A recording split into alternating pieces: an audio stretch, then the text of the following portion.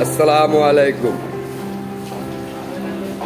সকল বন্ধুরা, আজকে যে কথাটা বলতে চেয়েছি আপনাদের মাঝে,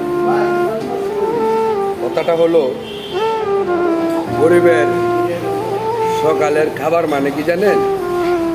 আলু ভর্তা, তার সাথে এই যে ডাইল, আলু ভর্তা ডাইল। সকালবেলা খাবারটা খাইলে পরে এত স্বাদ লাগে, এটা আমি ভাষায় প্রকাশ করতে পারব। কারণ আমি যে মাপের খাবারটা আমার সেই মাপের, কিন্তু সেই খাবারটার মধ্যে আল্লাহ তাআলা যে একটা নিয়ামত দিচ্ছেন, এটা প্রকাশ করে আমি ভাষা শেষ করতে পারব। আমাদের খাবারটাই হইল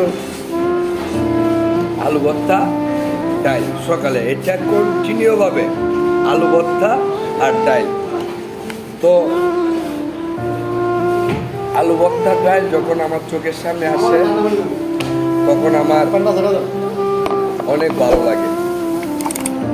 কারণ আলু ভর্তা ডাইল এটা আমার একটা পছন্দের খাবার, খুব পছন্দের খাবার। আমি গরু গোশত দিয়া যা ভাত খাইতে পারি, তার চেয়ে বেশি ভাত খাইবার পারি আলু ভর্তা ডাইল দিয়া। রুটির সাথে বলে কথা।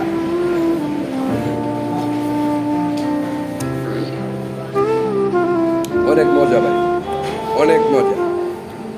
সারাদিন অনেক পরিশ্রম করি, কোথায় থাকি না থাকি কিন্তু শিওর না।